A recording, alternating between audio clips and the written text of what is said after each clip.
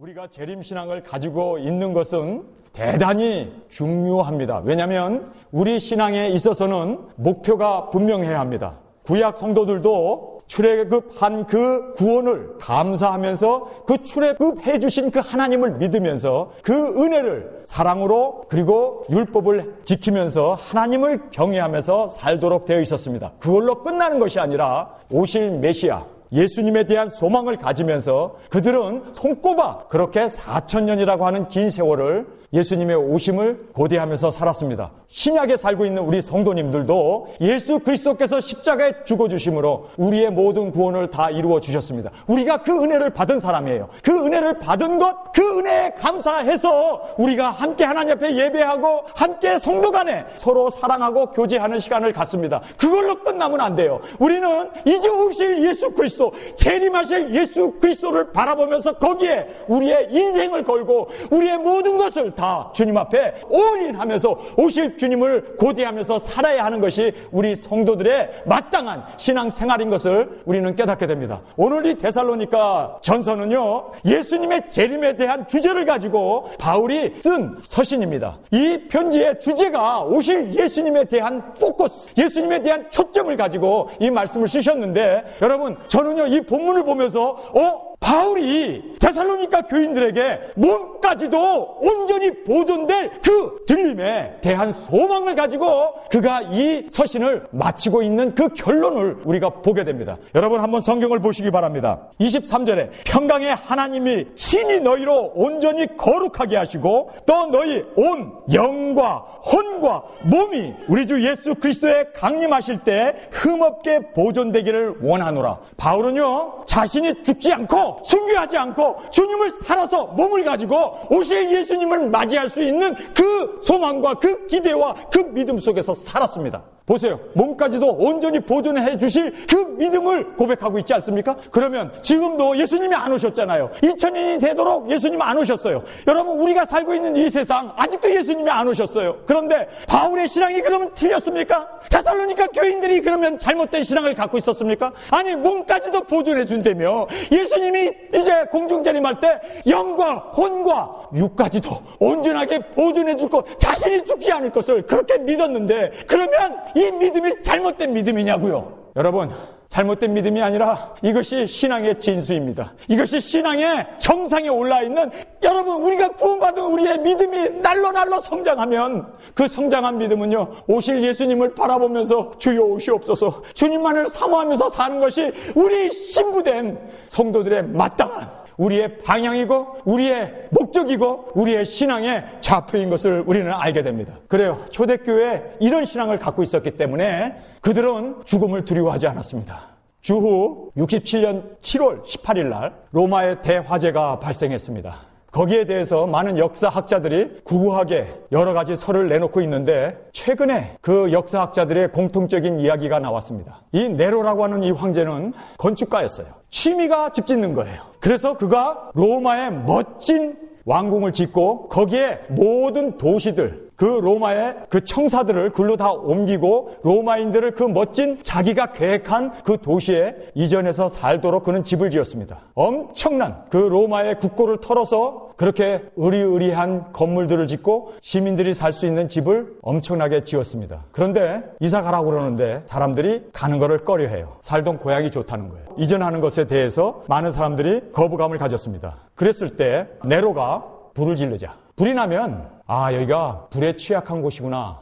그러면 새로운 도시로 가자. 그래서 돌로 지은 그곳으로 이전하기를 원했던 것입니다. 그렇게 될 수 있게 하기 위해서 불을 질렀는데 7월 18일이 그 이탈리아는 대단히 더운 날입니다. 그런데 강풍이 불어가지고 로마가 14구역으로 나눠져 있는데 10구역이 완전히 전소됐습니다. 단 4구역만 화재에 침해를 받지 않고 나머지 10구역은 잿더미가 돼버렸어요. 그러니 로마 시민들이 화가 난 거예요. 누가 불을 질렀나? 루모 중에는 로마 군인들이 불을 질렀다. 우리로 하여금 이사가게 하기 위해서 네로가 저지른 일이다. 더러는 이거는 방화다. 그런데 그 방화의 주인공이 누구냐? 불 좋아하는 성령을 소멸치 말라. 이거 불에 대한 얘기거든. 우리 찬송가 아까 불렀죠. 성령의 불이여 임하소서. 불 얘기를 많이 하는 사람들이 기독교인이에요. 성령의 불 뭐 이러면서 우리의 죄를 소멸해 주십시오. 성령의 불이여 임하소서. 로마인들이 와서 기독교인들이 예배를 들여다보니까 불이라는 얘기를 엄청 많이 하거든요. 이 사람네들이 불을 질렀다. 그렇게 누명을 씌워서 예수 믿는 사람을 죽이기 시작합니다. 많은 사람들을 십자가에 매달아 놓고 불을 질러서 화형으로 그렇게 많은 사람들을 죽였습니다. 엄청나게 죽었습니다. 이 로마 병정들이 각 집마다 수색하면서 던지는 질문이 하나가 있어요. 그 질문이 당신의 주인은 누구요? 네로라고 하는 로마의 황제가 나의 주인이요 라고 얘기하면 석방되고 끌려가지 않을 수 있었습니다. 그런데 거기에서 나의 주인은 예수님입니다. 예수 그리스도가 나의 주님입니다 라고 고백하면 남녀노소를 막론하고 그들을 잡아다가 그들을 감금하고 그리고 고문하고 그리고 콜로시움이라고 하는 운동 경기장에다 집어넣고 그 굶주린 사자를 풀어서 그들을 그 사자의 밥으로 죽게 했습니다. 너무 많은 사람들이 잔인하게 참혹하게 죽었습니다. 왜 그들이 그러면 예수님만이 나의 구주이십니다 라는 것을 고백했을까요? 그것은요, 복음서에 나와 있는 그 말씀 때문입니다. 너희가 사람 앞에서 나를 부인하면 나도 아버지와 천사 앞에서 너희를 부인할 것이요. 너가 사람 앞에서 나를 시인하면 나도 아버지와 천사 앞에서 너를 시인해 주시겠다고 하신 그 약속의 말씀을 믿고 그들은 죽여라! 나 죽어도 예수님을 나의 구주인 것을 부인할 수 없다. 예수님이 나의 구주인 것을 그들은 고백하고 그렇게 순교의 길로 갈 수 있었던 것이 바로 이 예수님 앞에 재림신앙, 언제라도 오실 수 있는 주님을 믿고 있었기 때문에 초대교회 교인들에게 있어서는요, 네 가지 분명한 이 재림신앙을 가진 사람들은 네 가지가 분명하게 우리의 삶 가운데 나타나게 됩니다. 첫째는요, 내세에 대한 하늘나라에 대한 소망, 그 천국 복음, 내가 죽어도 천국에서 눈을 뜰 수 있다는 확실한 믿음을 가지고 있기 때문에 그들은 순교의 자리에서도 주님을 부인하지 않을 수 있었던 것이 바로 이 확실한 내세에 대한 소망이었습니다. 여러분, 정말 여러분 예수님 오시는 것 정말 믿습니까? 그리고 여러분이 주님이 오시면은 들림받고 또 주님이 오셔서 우리를 영원한 곳으로 인도해 주실 것을 여러분 확실하게 믿습니까? 정말 하늘나라를 소망하고 하늘나라를 사모하고 사는 사람은요, 이 세상에 사는 것은 덤이에요, 덤. 하늘나라가 나의 영원한 처소, 하늘나라가 나에게 있어서는 가장 가야 할 영원한 영광이요, 영원한 나의 처소요, 주님과 함께하는 것이 나에게 있어서는 모든 축복 중에 축복임을 저는 믿습니다. 그렇게 하늘나라에 대한 소망을 가지고 있는 사람은요, 이 세상은 덤이에요, 덤. 그런데요, 세상 것 쫓아가고 세상에서 잘되고 세상의 물질, 세상의 돈, 부귀, 영화, 수를 쫓아가는 사람은 세상 것도 다 잃어버리고 하늘나라까지도 잃어버릴 수밖에 없는 것이 성경의 가르침임을 우리는 믿습니다. 초대교회 교인들이 바로 그 소망 가운데 살았기 때문에 그들은 정말 하늘에 대한 소망이 있었어요. 그래서 그들은 매일매일 정결하게 살기 위해서 오늘 본문 이 말씀대로 그들은 죄를 짓기 싫어서 죄 짓다가 예수님 앞에 설 수 없다는 것을 알고 있기 때문에 그들은 성결하고 순결하게 살기 위해서 그렇게 발버둥 치면서 살았던 초대교회 교인들을 보게 됩니다. 뿐만 아니라 정말 재림신앙을 가지고 있는 사람은요, 한 사람이라도 더 천국에 가게 하기 위해서 복음을 전파했습니다. 그들은 때를 얻든지 못 얻든지 자기 목에 칼이 들어온다 할지라도 그 자기를 박해하는 그 로마 병사들 앞에서 예수님을 믿어야만 구원을 받는다고 그렇게 복음을 전파하면서 온 유럽을 복음화하는데 그들이 그렇게 주의 일을 감당했던 것을 보게 됩니다. 정말 주님이 오신다는 걸 여러분이 믿는다면, 오늘 저녁이라도 예수님이 오신다는 걸 믿는다면 우리는 이 순간이 나에게 있어서는 마지막 순간인 것을 알잖아요. 내일이 없잖아요. 왜냐하면 예수님이 언제라도 오실 수 있기 때문에 오늘이라고 하는 이 시간을 귀중하게 최선을 다해서 사랑하고 그리고 용서한다고 그리고 주님의 그 사랑으로 내가 너를 사랑한다고 그렇게, 왜냐하면요, 내일은 없기 때문에 오늘이라고 하는 이 순간이 나에게 있어서는 최선의 순간이 될 수 있는 재림의 신앙을 가지고 그렇게 초대교회 교인들은 사랑하면서 전도하면서 성결하게 살면서 그리고 복음을 전하면서 살았던 것이 초대교회의 모습이었습니다. 그런데 지금 현대교회의 재림신앙을 잃어버렸어요. 여러분, 재림신앙을 잃어버리게 되면 세상에서 잘되는 것, 세상에서 부해지는 것, 세상에서 축복받는 것, 세상에서 건강해지는 것,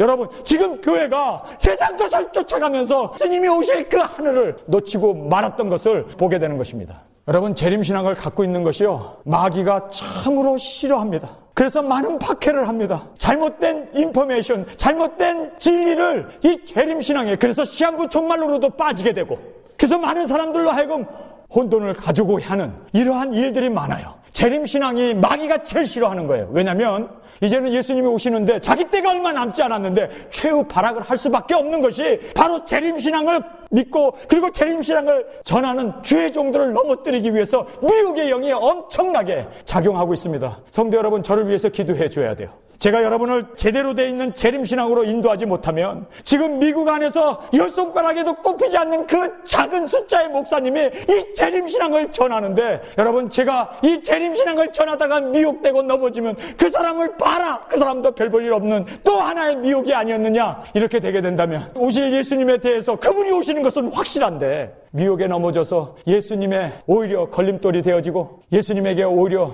먹칠을 하게 되는 그러한 안타까운 일을 범할 수밖에 없습니다. 저는 참으로 하나님 앞에 감사한 것이요, 제가 나이가 들어서 이 재림신앙을 하나님이 때가 되니까 저를 30년 동안 숨겨두신 저를 이제 하나님께서 드러나게 해주셨어요. 많은 사람들이 우려를 합니다. 전 목사님, 끝까지 진리에서 벗어나지 아니하고 제대로 된 종말 신앙을 우리에게 가르쳐주세요. 저의 설교를 들으면서 엄청나게 저를 위해서 기도해주고 있어요. 여러분도 저를 위해서 기도해줘야 돼요. 그런데요, 제가 참 감사한 것이 저에게 있어서는 4가지가 감사하더라고요. 나이가 들어서 사람들에게 알려지고 제 설교가 나타날 수 있도록 그렇게 하나님께서 조치해 주신 것이 너무 감사해요. 나이가 들다 보니까 내가 이제 목회해봐야 기껏 10년이다.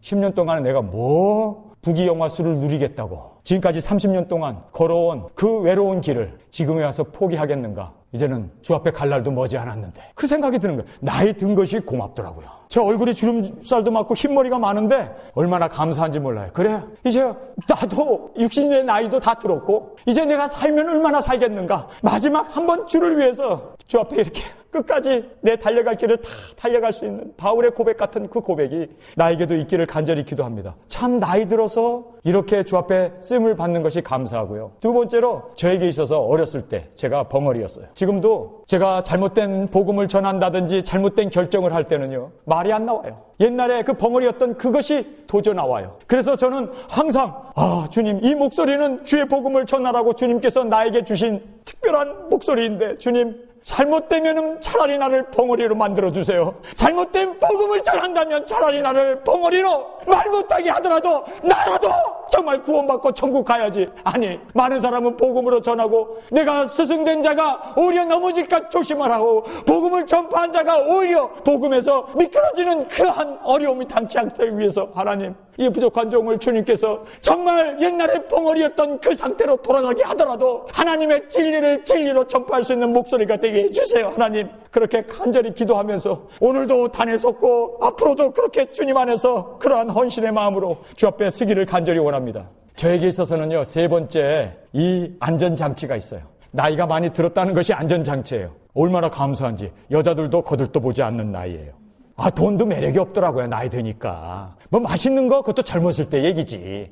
나이 드는 것이 얼마나 감사한지 몰라요. 이게 저에게는 안전장치더라고요. 사람들이 저를 보고 할아버지 그러는데 다른 사람 기분 나빠할지 몰라도 나는 할렐루야 할아버지 소리 듣는 것이 좋아. 왜냐면요, 이제 남은 삶 주를 위해서 온전히 그렇게 주를 복음을 위해서 드려질 수 있는 그 은혜를 저는 감사합니다. 저에게 안전장치 3번째가 있어요. 이것이 저에게서는 너무너무 감사합니다. 보시다시피 저는 원고 없이 단에 서서 설교해요. 하나님의 은혜 안 내려주시면은요, 한마디도 못해요. 정말 하나님께서 붙들어 주시고 하나님께서 나에게 전할 말씀을 주셔야 그 말씀을 저는 전할 수밖에 없는, 제가 저희 집사람하고 부부싸움이라도 한 번 하고 나면요, 단에 서가지고 설교하는 것이 얼마나 두려운지. 단에 올라가면요, 저희 집사람 얼굴만 왔다 갔다. 제가 했던 그 나쁜 이야기들, 욕했던 이야기들, 싸웠던 이야기들만 왔다 갔다. 복음을 전할 수가 없어요. 그래서요, 하나님, 나 단에 성공 안 가지고 올라가는 거 알잖아요. 하나님이 나를 비켜주시고 하나님이 나와 함께 해주시고 나와 임재해주지 않으면 나는 한마디도 할 수 없는 거 알잖아요. 하나님 의지하고 올랐습니다. 하나님 의지하고 올라섭니다.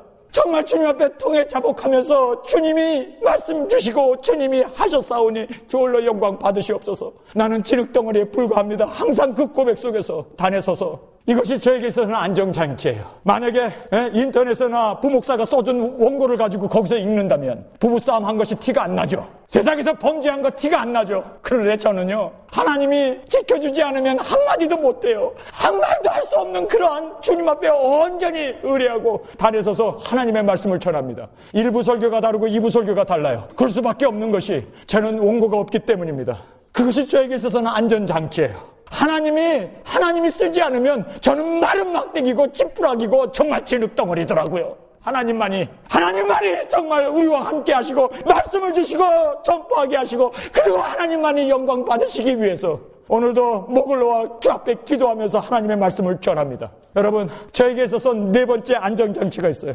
이것은 오늘 설교 본문의 주제와 맞는 말씀입니다. 재림신앙입니다. 한국에서 큰 교회에서 몇만 명이 모이는 교회에서 저를 청빙하겠다고 이력서도 내지 않았는데 만장일치로 저를 오래요. 그런데 예수님의 재림이 오늘이라도 있고 예수님의 재림이 언제라도 있을 수 있고 예수님의 재림이 환란의 문이 열려고 언제라도 주님이 오신다는데 내가 2만 명이 모이고 3만 명이 모이는 교회에서 목회한들 그것이 주님의 재림에 무슨 관계가 있겠어요? 주님이 재림한다는 것을 알고 있는 사람은요, 세상 돈 그것도 종이 조각에 불과해요. 주님이 오시면 돈, 건강, 명예, 많은 큰 교회 아무것도 주님 앞에는 내놓을 것이 없다는 것을 알게 됩니다. 여러분, 정말 재림신앙을 갖지 않으면 여러분 이 세상에서 헛짓하게 돼 있어요. 재림신앙을 놓쳐버리게 되면 아니 돈이 얼마나 좋아. 돈만 있으면 좋은 차도 사고 돈만 있으면 세계 어디든지 여행할 수 있고 돈만 있으면 그 똑똑한 사람도 다 부릴 수가 있는데 돈이 하나님입니다. 그 정도로 돈이 얼마나 매력이 있고 파워가 있는지 몰라요. 그런데 재림신앙을 갖게 되면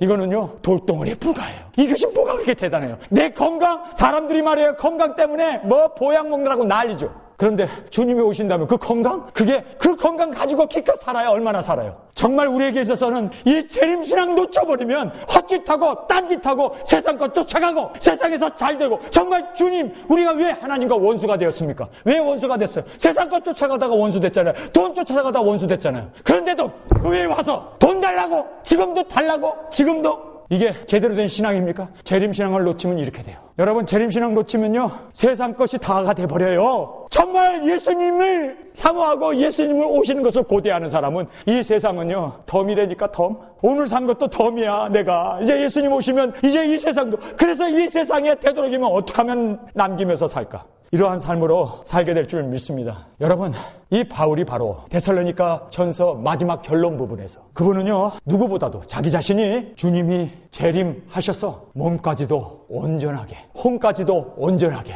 영까지도 온전하게 주님 앞에 보존될 것을 믿었습니다. 그래서 이렇게 서신을 썼습니다. 이 신앙이 바울을 만들었어요. 이 신앙이 정말 참 깨어있는 성도들을 만들었어요. 전 세계를 복음할 수 있는 능력이 되었어요. 성도 여러분, 왜 이제 주님 오실 날이 머지않은 이 마지막 시대에 살고 있는데 바울이 가졌던 이 신앙을 왜 놓쳐버렸을까요? 우리 신앙인들은요 방향이 분명해야 돼요. 여러분의 방향은 뭡니까? 세상에서 잘 되는 거예요? 세상에서 복 받는 거예요? 세상에서 호화호식하면서 사는 그 먹는 것 한 끼 먹으면 어떻고 없으면 물 마시면 어때? 그러면서도 굶주리면서도 하나님 사랑하고 오실 주님만을 바라보고 그렇게 하루하루 사는 것이 정말 멋진 삶 아닙니까? 정말 우리가 이 바울이 2000년 전에 이런 신앙을 가졌다면 우리는 진짜 예수님이 오시는 마지막 시대에 살고 있는 우리에게 있어서는 얼마나 정말 우리는 정말 이제는 머지않았구나. 다급한 마음과 조급한 마음과 근심된 마음 가지고 이제 오실 주님을 바라보면서 이제는 머리를 들 때라고 하신 그 말씀대로 이제는 세상에 앉아있는 그 자리에서 일어나 머리를 들 수 있는 저와 여러분이 되시길 간절히 주님의 이름으로 축원합니다. 이렇게 들림받기 위해서 바울은 우리에게 굉장히 중요한 재림신앙의 제1번을 우리에게 말해주고 있어요. 성령을 소멸치 말라는 거예요. 여러분, 성령 소멸하면요 세상 것만 보여요. 성령 소멸하면요 짜증만 나요. 성령 소멸하면 자살해요. 성령 소멸하면 정말 이 세상에서 먹고 마시는 거 무엇을 먹을까 무엇을 마실까 거기에 혈안이 되어가지고 살 수밖에 없어요. 성령님이 우리 안에 오시면 그 성령님이 우리 가운데 놀라운 생명의 역사를 이루어주시지 않습니까? 성령이 우리 안에 오셔야 돼요. 성령을 받는 것도 중요하지만 유지하는 것은 더 중요합니다. 돈 버는 것 중요하지만 돈 버는 것보다 더 중요한 것은요 돈 관리를 잘하는 거예요. 그렇죠? 우리는 성령님을 받는 것에 대해서는 주시옵소서 여기서 저기서 기도원에서 많이 부르짖으면서 성령의 강림을 사모해요. 그러나 정말 바울은 우리에게 성령을 사모하라고 얘기하지 않고 성령 소멸하지 말 것을 이야기합니다. 이게요 마지막 시대에 살고 있는 이제 환란의 문이 점점 열리고 주님이 오시기 일보 직전인 우리 시대에 있어서 성령의 늦은 비 역사는 이제 점점 문이 닫혀요. 옛날에는요, 조금만 모여서 기도하고 그리고 찬양하고 그러면요, 성령의 역사가 강하게 역사됐어요. 근데 지금은 목을 놓아 기도하고 그렇게 금식하면서 성령의 역사를 부르짖어도 이제는 그렇게 옛날처럼 성령의 역사가 일어나지 않는 것을 보게 됩니다. 이제는 성령님을 소멸하지 않기 위해서 여러분 유지하는 것을 배워야 돼요. 이것이 바로 바울의 마지막 시대에 살고 있는 우리 성도들에게 주는 교훈입니다. 성령을 소멸치 말고. 여러분 생각해 보세요. 성령님이 뭐 정말 불입니까? 아니 뭐 성령님이 연탄재입니까? 뭔 뗄나무입니까? 뭐 심지입니까? 왜 불이 꺼졌다 켜졌다 하냐고. 성령님은요 인격이세요. 성령님은요 하나님이십니다. 그렇기 때문에 성령의 불을 소멸하지 말라는 이 말은 은유적인 표현으로 우리에게 주시는 말씀은요, 성령을 계속해서 역사될 수 있도록 성령님에게 의뢰하고 성령님의 인도함을 받고 성령님에 의해서 우리가 그렇게 살 것을 말씀해 주고 있는 겁니다. 성령님은요 인격이시기 때문에 우리 안에서 말할 수 없는 탄식으로 탄식도 하십니다. 그리고 바울은 또 성령님께서 우리 안에서 근심한다고 얘기합니다. 우리가 세상 것 쫓아가고 세상과 짝해서 하나님과 원수되었던 그러한 삶을 성도들이 살게 된다면 성령님께서는 근심을 한다고 얘기합니다. 여러분 에베소서 4장 30절 하나님의 성령을 근심하게 하지 말라. 그 안에서 너희가 구속의 날까지 인치심을 받았느니라. 성령을 근심하게 하지 말래요. 여러분 성령님을 근심하게 안 하고 성령님을 따라 사는 사람이 어떤 사람인 줄 아세요? 하나님의 구속의 인을 받은 사람입니다. 말세에 하나님의 인을 받지 아니하고는 그 누구도 들림의 자리에 갈 수 없습니다. 성령님의 인을 받아야 됩니다. 그런데 그 성령님의 인을 받는데 성령님을 근심하게 하는 사람은 성령의 인을 받을 수가 없다는 거예요. 그러면 성령님의 인을 받기 위해서는 어떻게 합니까? 구속의 날 우리를 구원해 주시고 우리 이름을 부르고 우리가 하늘나라에 들림을 받는 그 인을 받는 비결을 바울은 우리에게 성령을 근심하게 하지 말라라고 얘기하는데 그 윗절 29절을 한번 보세요. 성령을 근심하게 하는 일이 뭐였는가? 무릇 더러운 말은 너희 입 밖에도 내지 말고 오직 덕을 세우는데 소용되는 대로 선한 말을 하며 듣는 자에게 은혜를 끼치게 하라. 성령님이 근심하는 게 뭔지 아세요? 헌담하는 거예요. 이러쿵저러쿵 여러분이 심판자가 되어서 정말 이렇다 저렇다 판단하고 그리고 저지하고 심판하고 비판하고 그렇게 힐난하는 것을 이것은 성령님을 거스리는 거예요. 성령님이 근심한대요. 그러면서 은혜를 끼치는 말을 하라. 한국 교육하고 미국 교육의 차이가 뭔지 아세요? 한국이 뭐 학원까지 다니면서 그냥 자는 시간 외에는 다 공부하더만. 그렇게 공부 벌러지처럼 공부를 해야 되는데 그러나 노벨상을 타고 석학들이 나오고 그 뛰어난 전문가들을 보면 한국에서는 대학만 가면 이제 더 거의 공부를 안 해. 그런데 이 외국에서 보면요. 칭찬을 하잖아요. 여기서는요. 저 아이가 항상 A를 받아오더라고요. 그래서 공부를 제일 잘해서 A를 받아보나 그랬어요. 근데 학교 가서 보니까 반 아이가 30명인데 30명이 다 A 받더만. 이게예요, 이거. 한국은 참 어떤 면으로 비판을 많이 해요. 근데 미국 사람들은요, 비판보다는 격려, 위로, 그런 어떤 스피릿이 있어요. 근데 이것이요, 성령의 은사도만. 여러분, 다른 사람 칭찬하고 격려하는 거 이거 은사예요. 격려하려고 되도록이면 노력합니다. 이것이 성령을 근심하게 하지 않는 거래요.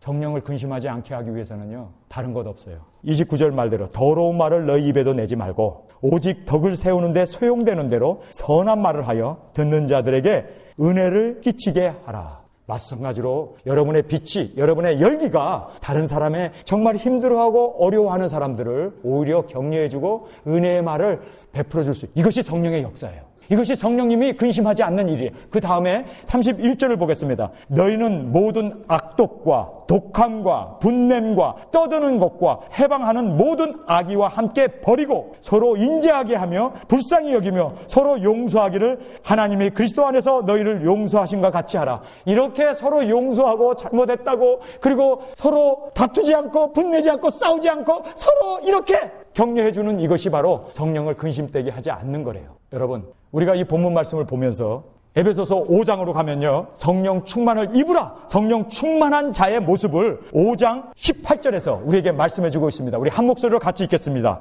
술 취하지 말라. 이는 방탕한 것이니 오직 성령의 충만을 받으라. 시와 찬미와 신령한 노래로 서로 화답하며 너의 마음으로 주께 노래하며 찬송하며 범사에 우리 주 예수 그리스도의 이름으로 항상 아버지 하나님께 감사하며 그리스도를 경외함으로 피차 복종하라. 이것이 바로 성령 충만한 자의 모습입니다. 그래서 찬성하고 서로 격려하고 그리고 서로 위로하고 서로 시와 신령한 노래로 서로 화답하는 이것이 바로 성령 충만한 모습인 것을 성경은 우리에게 말씀해주고 있습니다. 여러분, 성령 소멸하지 않으시기 위해서 그리고 성령을 항상 유지하기 위해서 여러분의 말을 바꿔야 돼요. 그리고 이 말이 칭찬하고 격려하고 위로하는 말로, 그래서 이 성령의 따스함을 남편에게, 아내에게, 자녀들에게 그렇게 성령의 이 따스함이 유지되고 나타날 수 있는 저와 여러분이 되시길 간절히 주님의 이름으로 축원합니다. 그리고 20절에 예언을 멸시치 말고 라고 말씀합니다. 여러분, 예언, 이것이 뭡니까? 우리 신약 성경은요, 복음서로 제일 먼저 앞장 부분을 차지하고 있습니다. 그리고 나서 이제 역사, 사도행전의 역사서가 기록되어 있습니다. 어떻게 예루살렘에서부터 교회가 시작해서 그리고 어떻게 전 세계에 복음이 전파되게 되었는가. 그래서 역사서가 나옵니다. 그리고 나서 서신서가 나와요. 서신서가 다 끝난 후에 이제 목사님들을 위해서 목회 서신이라고 하는 디모데전서, 디도서 뭐 이렇게 서신서가 나옵니다. 그리고 나서 제일 마지막에는 요한계시록이 있어요. 이 요한계시록, 이것이 예언의 말씀입니다. 이 예언의 말씀을 성경은 뭐라고 얘기합니까? 예언을 멸시치 말라라고 이야기합니다. 여러분, 이 하나님의 이 예언의 말씀을 우리는 존중하는 마음으로 하나님이 우리에게 주신 그 종 선지자들에게 알려주시지 아니하고는 하나님은 결코 행하시지 않아요. 그래서 이 하나님의 말씀이 기록되어 있지 않으면 기록되어 있지 않은 것을 하나님은 행하실 수 없다는 겁니다. 하나님까지도, 그 능력이신 하나님까지도 기록되어 있는 이 말씀을 그대로 순종하면서 말씀되어졌기 때문에 하나님도 행하신다는 거예요. 능력자이신 하나님이 말씀에 매여 있어요. 말씀에 순복합니다. 하나님까지도. 그리고 예수님은 어떻습니까? 예수님도요, 복음서에 기록되어 있는 그 모든 예수님의 죽으심을 보면 태어나서 죽을 때까지 구약에 예언되어 있는 그 모든 예언 하나도 어기지 아니하시고 그대로 예수님께서 준행하셨습니다. 만약에 예수님이 베들레헴에서 안 태어났다면 예수님은 메시아가 되실 수 없습니다. 그가 십자가에 달려서 옆구리에 창을 찔리지 아니하고 손과 발에 못을 박지 아니하고 머리에 가시관 쓰는 것까지도 그가 그렇게 될 것을 성경은 다 예언했습니다. 그가 죽기 전에 쓴 쓸개즙을 마실 것까지도 구약 성경에 그대로 기록되어 있습니다. 여러분, 하나만이라도 틀려지면 예수님은 메시아가 될 수 없어요. 거짓 선지자죠. 예수님은 우리의 구세주가 될 수 없습니다. 그 모든 말씀을 하나도 틀림없이 그대로 준행하심으로 말미암아 예수님까지도 이 하나님의 말씀에 온전하게 순종하고 이 말씀을 이루셨다는 것을 우리는 깨닫게 됩니다. 여러분, 가룟 유다가 예수님 팔 거 예수님 다 아셨어요. 그런데도 왜 가룟 유다를, 그것도 사도로 12사도에 영입을 시켰을까요? 바로 한 그릇에서 손을 넣어 먹는 그자가 팔자라고 하는 그 예언의 말씀을 이루셔야 했기 때문입니다. 그만큼 예수님은 철저하게 그 예언을 하나도 틀리지 않았습니다. 성령님은 어떻습니까? 여기에 기록되어 있는 이 하나님의 말씀, 성령님으로 말미암아 쓰여진 이 말씀을 성령님까지도 온전히 준행하시고 온전히 따르고 계십니다. 성경 이외의 것을 성령님도 행하시지 않습니다. 여러분, 교회 가면은요, 뭐 손을 얹어갖고 사람들 뒤로 넘어지게 하는 그런 일들, 성경에 있습니까? 성경에 있으면 우리가 해야지. 없어요. 여러분, 방언이 성경에 있습니까? 없습니까? 있죠? 있으면 있는 거예요. 예언의 은사가 있습니까? 없습니까? 있으면 있는 거예요. 성경에 있으면 성령의 역사가 성경을 벗어나지 아니하고 하나님께서 이 성경 말씀대로 행하십니다. 삼위일체 하나님까지도 이 말씀을 벗어나면 이단이 되어지고 마귀가 되어지고 사탄이 되어져요. 이 말씀을 하나님까지도 그 종 선지자들에게 예언된 그 말씀을 그렇게 확실하게 준행해 가는데 인간인 지가 뭐라고? 지가 목사면 목사지, 지가 신학을 했으면 했지. 뭐 성경에 짐승의 표를 받으면 멸망이라고 성경에 7번이나 분명하게 예언해 놨는데 지가 하나님 말씀보다 앞서가? 어떻게 하나님의 말씀을 우리가 업신여길 수가 있습니까? 하나님의 말씀은 1.1라도 땅에 떨어지지 아니하시고 하나님 말씀은 천지는 없어져도 하나님 말씀은 없어지지 아니하는 하나님의 말씀을 여러분 믿습니까? 이 말씀 앞에 우리의 신앙은요, 이 말씀 위에 기초를 두고 이 말씀을 순행하면서 이 말씀, 이 예언의 말씀, 이 예언의 말씀. 저는 꿈을 잘 꾸는 사람도 아니에요. 뭐 보았다 들었다 음성 듣는 사람도 아니고 계시를 보는 사람도 아니에요. 그런데 저는 확실하게 예수님이 이제 임박했다는 것, 재림신앙을 저는 갖습니다. 왜요? 말씀이 이루어지기 때문에. 바로 이 말씀이 우리 하나님도 이루시고 하나님도 이 말씀에 스스로 매여 있고 그리고 이 말씀대로 하나님도 이 시나리오를 써놓고 이 시나리오대로 하나님도 하시는데 하물며 우리 인간이 뭔데 자기가 짐승의 표가 상징이라고? 상징이라고 돼 있으면 상징이죠. 상징이라고 돼 있냐고요. 아니 상징 가지고 매매합니까? 여러분, 우리가요, 이 하나님의 말씀은요, 두렵고 떨리는 마음으로 이 말씀을 순종하고 말씀을 지켜나가야 하는 것이 우리 성도들의 마땅한, 그래서 예언을 멸시치 말라. 알았어요. 바울은 알았어요. 이제 말세의 때가 되면 기롱하는 자가 와서 사람들을 미혹으로 이끌고 뿐만 아니라 많은 사람들이 바로 이 예언의 말씀을 업신여기는. 여러분 솔직히 가슴에 손을 얹고 스스로에게 물어보세요. 계시록을 얼마나 읽었는가. 그러니 입에서 예수님의 재림에 대한 이야기가 나올 수 있겠어요? 어떤 사람이 글을 보냈어요. 제가 2월 초에 예일교회 가서 예배를 드렸는데 예일교회 교인들은 너무너무 축복을 받은 사람입니다. 우리가 종말에 대한 이야기, 앞으로 이런 세상이 될 것이라는 얘기, 이제 예수님이 공중 재림, 이제 우리가 머지않아 휴거가 될 거라는 이야기, 이런 것들을 설교하는 목사님 없어요. 목사님이 없어요. 너무너무 안타까웠어요. 여러분들은요 제대로 수지 맞았어요. 매주 예수님의 재림에 대한 그 소망. 여러분이 운전을 할 때요 가야 할 방향을 분명히 알아야지. 깜빡하다 보면요 내려가야 할 길을 잃어버리면은 돌아야 돼요. 이 고유가 시대에 돌아야 돼요. 여러분 매 순간마다 우리는요 앞을 바라보면서 내가 가야 할 방향에 대해서 분명히 매일매일 지적을 받아야 돼요. 이 세상에 되어질 일에 대해서 이렇게 우리에게 상세하게, GPS보다 더 상세하게 성경에 씌워졌는데 이걸 안 읽어? 이걸 안 읽어? 아니 이대로 말씀이 되어지는 이대로 지금 진행되어 가는데 이걸 안 읽는다는 얘기는요 무시해도 이만부당이지. 하나님도 이 말씀에 매여서 이 말씀대로 순종하면서 이 말씀대로 그렇게 사는데 우리 피조물인 우리 인간들이야 얼마큼 하나님의 말씀을 감사함으로 이 말씀, 이 예언의 말씀을 그대로 받아들이고 순종하는 저와 여러분이 되시길 간절히 주님의 이름으로 축원합니다. 여기에 예언을 멸시치 말라. 멸시치 말라. 멸시가 뭔지 아세요? 무시하는 거예요. 하나님은 우리에게 워닝을 줘요. 이제 머지않으면 무슨 일이 있다. 이제 주님 오실 날이 머지않았다. 우리에게 워닝을 주는데 그 무시하고 달렸다가는 어떻게 됩니까? 멸망입니다. 파멸입니다. 하나님께서는 우리를 사랑하셔서 분명히 우리 앞에 일어날 일들을 세세히 세밀하게 하나님의 말씀을 자세히 읽어보라. 하나도 빠진 것이 없고 하나도 없는 것이 없다는 거예요. 그렇게 하나님께서는 오묘한 말씀을 우리에게 주셨는데 우리가 정말 성령 충만하여 이 하나님의 말씀을 마음문을 열고 눈을 열고 하나님의 말씀을 읽을 때 정말 우리가 주님 오실 날이 머지않은 이 시대의 상황을 볼 수 있게 될 줄 믿습니다. LA에 비가 3일 동안 엄청 내렸죠. 예. 그런데요 그 개미들, 그 미물이지 않습니까? 비 올 거를 알고요 벽을 타고 올라가더라고. 개미들이 벽을 타러 올라가. 그리고 높은 곳에 거해요. 분명히 비 오더라고. 아니 개미 뇌가 얼마나 작아요. 등치 자체도 작은데 개미 브레인을 아마 열어놓고 보려면 현미경으로 봐야 될 거예요. 얼마나 작아요. 그런데도요 비가 올 거를 알아요. 그런데 우리 인간이 말이에요 개미 뇌에 비하면 우리가 IQ가 얼마나 높고 얼마나 브레인이 크고 얼마나 우리가 똑똑합니까? 그런데 개미만도 못해요. 왜 그런지 아세요? 사람이 자기가 원하는 것 외에는 들으려고 하지 않아요. 사람은 참 이상하더라고요. 거기에 빠지면요 그거 가면 멸망이라고 얘기해도 그걸 빠져나올 줄 몰라. 그냥 그것만 보고 불나비처럼 파멸도 모르고 그냥 빨려 들어가더라고요. 그게 인간이더라고요. 여러분 그래서 우리 인간은요 개미보다도 못한, 개미는요 비 올 거를 아는데 이 시대가 어떤 시대인지, 그래서 예수님께서 이 외식하는 자들아 어찌하여 기상은 구별할 줄 알면서 때는 구별하지 못하는, 예수님께서 책망하신 것을 우리는 깨닫게 됩니다. 이유는요 예언서를 멸시하기 때문입니다. 우리는 예언서를 멸시하지 말고 이 예언의 말씀을 그대로 순종하는 저와 여러분이 되시길 바랍니다.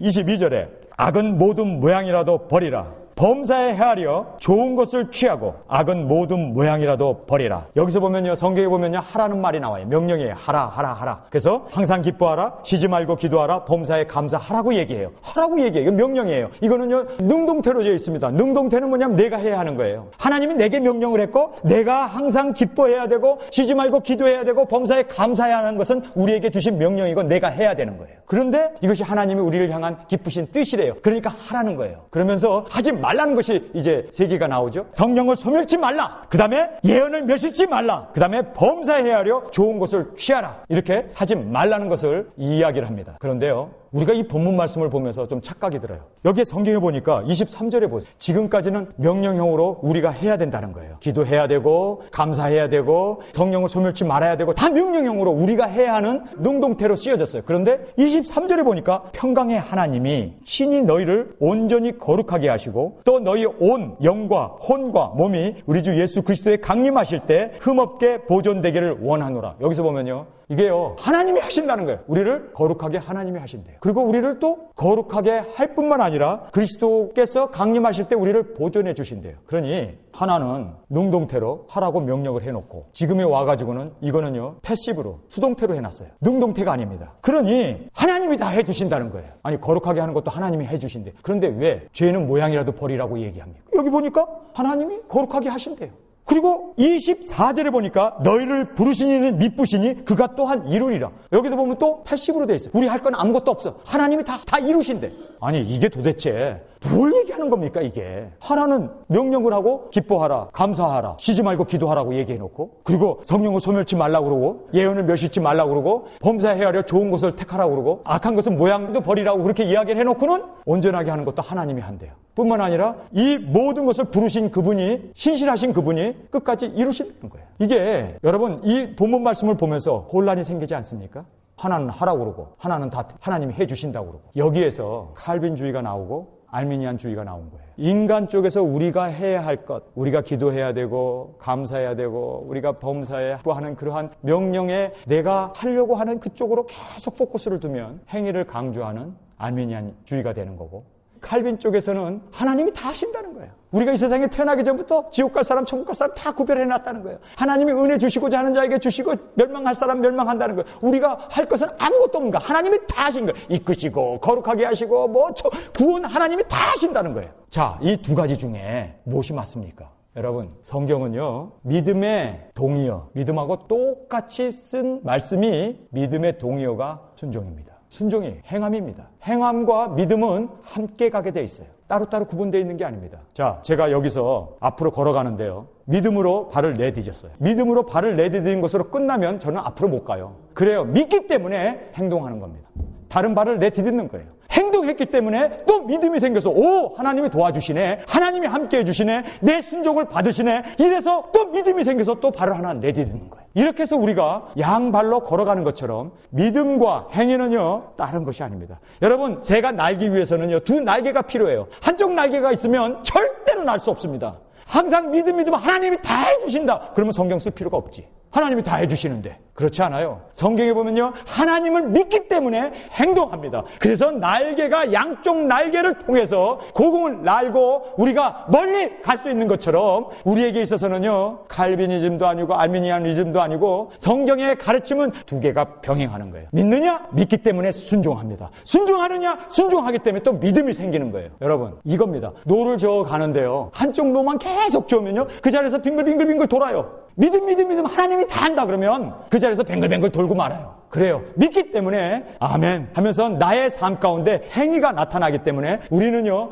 노를 저으면서 배가 앞으로 전진하고 나아갈 수가 있는 것입니다. 바울이 한 성에 들어가서 기도를 하는데 핍박이 너무너무 많은 거예요. 그래서 하나님, 이 성을 떠날까요? 그리고 하나님 앞에 기도를 했습니다. 그런데 밤에 꿈에 성령님께서 말씀을 하시지 않습니까? 이 성을 떠나지 마라. 이 성에는 나의 백성이 많으니라. 그것을 믿었어요. 믿었기 때문에 이 성에는 구원받은 사람이 많구나, 이거를 믿었으니까 그럼 구원받았으니까 빠이 하고 떠나야지. 그런데요, 바울이 그 말씀을 듣고 거기에 교회를 세우고 거기서 하나님의 말씀을 전하고 거기에서 더, 왜냐하면 구원받은 사람이 있다는 그 믿음 때문에 행동을 했던 겁니다. 여러분, 정말 여러분이 재림신앙을 믿는다면, 예수님이 오신다는 걸 정말 믿는다면 나의 삶 가운데 변화로 나타나요. 순종으로 나타나요. 그리고 정말 주님이 오신다는 것에 대해서 사모하면서 살게 되어 있어요. 그런데 예수님이 오신다는 것을 반신반의 믿지 않기 때문에 나의 삶에 변화가 없는 거예요. 진정한 믿음은요 열매로 보여집니다. 데마는 세상을 사랑하여 나를 떠났고, 바울이 그렇게 고백하죠. 데마가 세상을 사랑했기 때문에 세상으로 나가는 거예요. 떠나는 거예요. 근데 여러분이 정말 예수님을 사랑하고 예수님의 말씀 그리고 성령님의 그 인도하심을 정말 간구하면서 사는 사람이라면 여러분은 세상으로 나가지 않아요. 오히려 더 주님 앞으로 다가오게 됩니다. 이제 오늘 이 본문 말씀에 보면은 바울이 이렇게 이야기합니다. 보세요. 행하라. 이 능동태로 우리가 해야 할 것을 이야기합니다. 그래서 항상 기뻐하라, 쉬지 말고 기도하라, 범사에 감사하라고 얘기해요. 그리고 성령을 소멸치 말고 예언을 멸시치 말고 범사에 헤아려 좋은 것을 취하라고 우리에게 이렇게 얘기해요. 그러면서 또 하나님께서 23절에 보니까 믿음을 얘기해요. 하나님이 우리를 지켜주실 것이다. 그리고 하나님이 우리를, 예수님이 재림하실 때 우리를 들림받는 반열에 우리를 세워주실 것이다. 몸도 그리고 영혼도 영까지도 온전하게 우리를 구원해 주실 것이다. 그걸 믿었어요. 그걸 믿은 사람이기 때문에 그걸로 끝납니까? 다음 절을 보세요. 그가 그것을 믿었기 때문에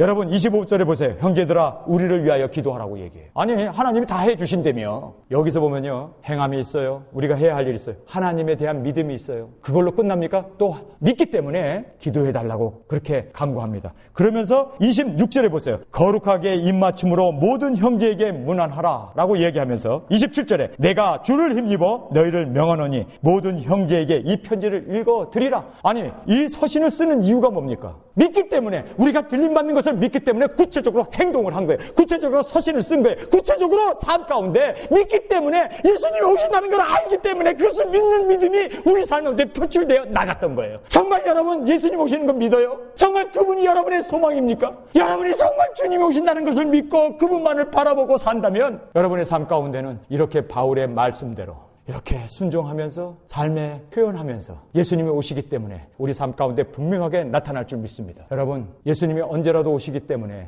여러분 성결하게 살아야 돼요. 정말 성령님을 소멸하지 아니하고 형제들 간에 거룩하게 살기 위해서 우리는 그렇게 주님 앞에서 항상 성결하게 죄짓지 않기 위해서 정말 주님 앞에 그렇게 주님 오실 날이 머지않은 이때 우리가 그렇게 사시길 주님의 이름으로 축원합니다. 두 번째는요, 전도예요. 이제 세상이 멸망받는데 이제 지금 복음 전하지 않으면 우리 가족 간에 우리 자녀들 가운데도 우리 남편, 우리 아내까지도 아직도 예수를 믿지 못하고 아직도 깨어있지 않는 신앙을 가진 그분들 여러분은 어떻게 하겠어요? 그들을 위해서 이제 남은 때가 얼마 남지 않았는데 정말 주님 앞에 부르짖으면서 주님 도와주시옵소서.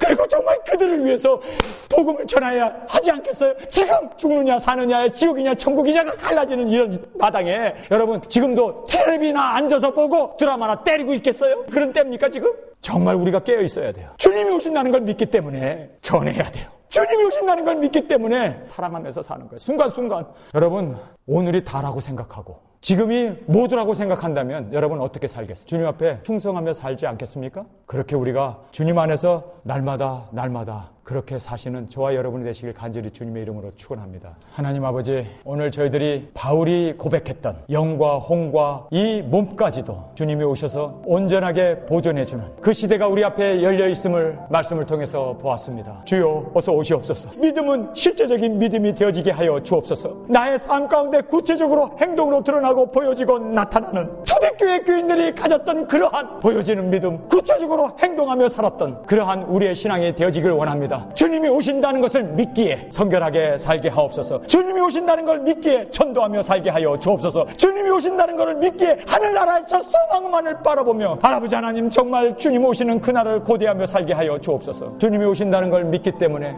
이 세상의 죄악들을 버리고 진정으로 회개하며 성결한 자로 주 앞에 세움을 받을 수 있는 흠도 없이 티도 없이 주 앞에 세움을 받는 저희들의 삶이 되어지기를 원합니다. 주님 어서 오시옵소서. 우리의 소망은 주님밖에 없음을 고백합니다. 주여 오시옵소서. 이제는 우리 주 예수 그리스도의 은혜와 아버지의 사랑하심과 성령님의 감동 감화 역사하심이 오늘 말씀을 받고 초대교회 교인들이 주님이 오심을 사모하며 마라나타 마라나타 주님을 고대하며 살았던 것처럼 오늘도 말씀하시고 역사해 주시는 귀한 은혜가 우리 가운데 함께 하시기를 예수님의 이름으로 간절히 축원하옵나이다. 주님 다시 오실 때